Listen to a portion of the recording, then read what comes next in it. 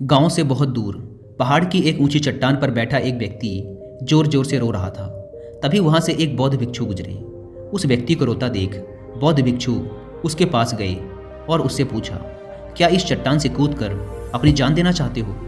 वह आदमी बोला, आपने एकदम सही अनुमान लगाया। मैं यहाँ से कूदकर आत्महत्या करना चाहता था, लेकिन कूदने की हिम्मत नहीं जुटा पा रहा हूँ। बौद्ध भिक्षु ने कहा, जब तुम आत्महत्या ही करने आए हो तो अपने साथ इतनी सारी चीज़ें क्यों लाए हो? वह इंसान चौंकते हुए बोला, लेकिन मैं तो अपने साथ कुछ भी लेकर नहीं आया, मैंने तो सब कुछ पीछे ही छोड़ दिया है। भिक्षु ने कहा, फिर तुम अपने साथ इतना बोझा लिए क्यों बैठे हो? आदमी ने अपने चारों तरफ देखकर कहा, मैं क्या लाऊंगा, मैं तो गरीब हूँ, कंगाल हूँ, खाली हूँ। भिक्षु ने कहा, गलत, तुम खाली नहीं हो, क्योंकि खाली इंसान दुखी होकर आत्महत्या नहीं करता। तुम जरा अपने अंदर ध्यान से देखो, तुमने कितना सारा बोझ अपने भीतर उठा रखा है। यह बोझ इतना भारी है कि यह तुमसे तुम्हारी सांसें छीनने जा रहा है। इसे निकालकर बाहर फेंको और थोड़ा हल्के हो जाओ। आखिर कब तक इस बोझ को ढोते रहोगे? आखिर कब तक इसके नीचे दबे रहोगे? ये सुन वह इंसान बौद्ध भिक्षु के चरणों में गिर पड़ा और कहने लगा, मुनिवर, आपने तो मेरे दिल की बात पढ़ ली। मेरे अपने भी मेरी भावनाओं, मेरी चिंता को नहीं समझ पाए, लेकिन आपने पल भर में मुझे समझ लिया। अब आप ही मेरी समस्याओं से मुझे छुटकारा दिलवा सकते हैं। बौद्ध भिक्षु ने कहा, कहाँ है समस्या? उस व्यक्ति ने कहा, मेरे घर में महाराज, आप मेरे साथ मेरे घर चलिए। भिक्षु ने कहा, नहीं, वहाँ जाने की कोई ज़रूरत नहीं। व्यक्ति ने कहा, लेकिन महाराज, समस्या तो वही है। भिक्षु ने कहा, समस्या तुम्हारे घर में नहीं, तुम्हारे भीतर है। जब तक तुम खुद को अंदर से ठीक नहीं करोगे, तब तक तुम्हें हर जगह समस्या ही नजर आएगी। अगर समस्या तुम्हारे घर में ही थी तो तुम यहाँ इस जंगल में आकर भी दुखी क्यों थे? यहाँ बैठकर जोर जोर से क्यों रो रहे थे? तुमने तो घर छोड़ दिया था, फिर समस्या भी घर में ही छूट जानी चाहिए थी। व्यक्ति ने कहा, हाँ मुनिवर, आप ठीक कह रहे हैं, मैं आपकी बात समझ पा रहा हूँ। कमी मेरे भीतर ही है, मैं ही किसी काम का नहीं हूँ। असल में मैं बहुत अभागा हूँ, मेरी किस्मत बहुत खराब है। भिक्षु ने कहा, बताओ मुझे, कैसे तुम्हारी किस्मत खराब है?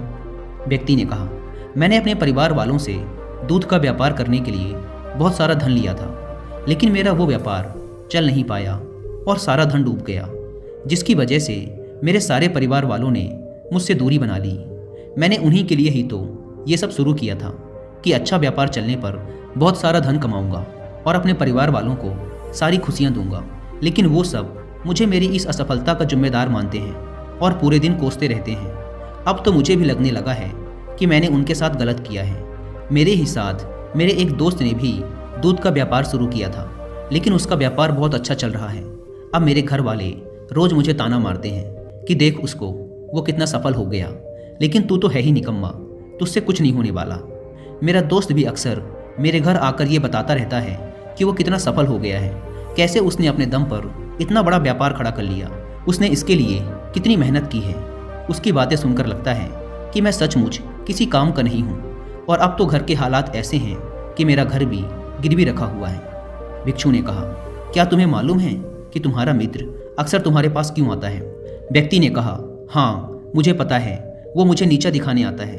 वो ये जताना चाहता है कि वो मुझसे ज़्यादा बुद्धिमान और परिश्रमी है।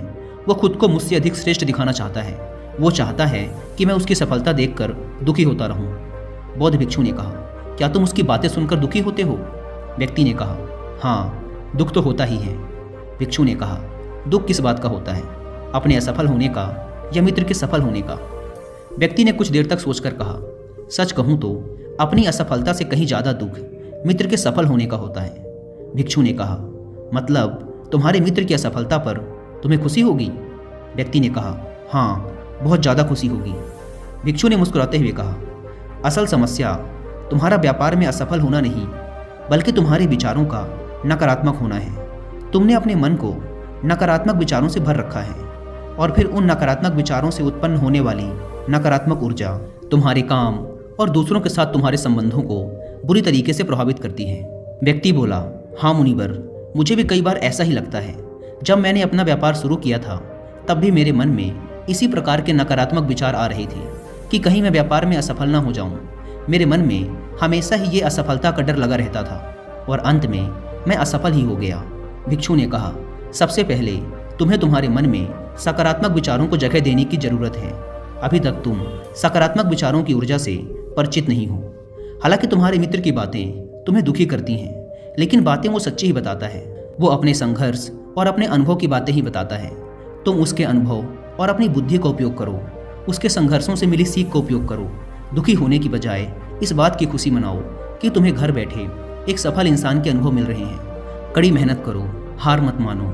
ये बुरा वक्त भी गुजर जाएगा और तुम भी एक दिन एक सफल इंसान बनोगे। बौद्ध भिक्षु ने आगे कहा, मेरी एक बात हमेशा याद रखना, हम सफल होंगे या असफल, ये मुख्य रूप से हमारे सोचने के तरीके पर निर्भर करता है।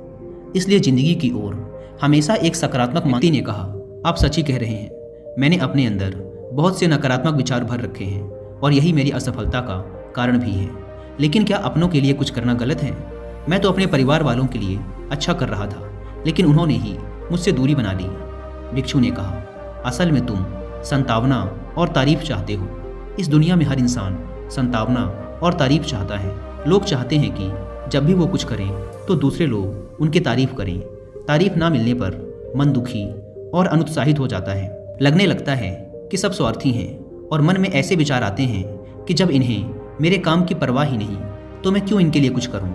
लेकिन अगर तुम किसी को अपना मानते हो और उसके लिए कुछ करना चाहते हो तो इसमें संतावना और तारीफ की कैसी ज़रूरत?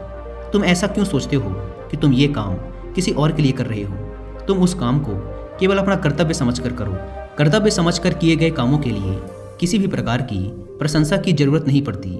जैसे कि जब एक माँ अपने छोटे बच्चे का ख्याल रखती है तो इसके लिए चाहे उसकी कोई प्रशंसा करे या ना करे, वो अपने बच्चे का ख्याल पूरी निष्ठा के साथ रखती है, क्योंकि वो उसे अपना समझती है और उसकी देखरेख करना अपना कर्तव्य।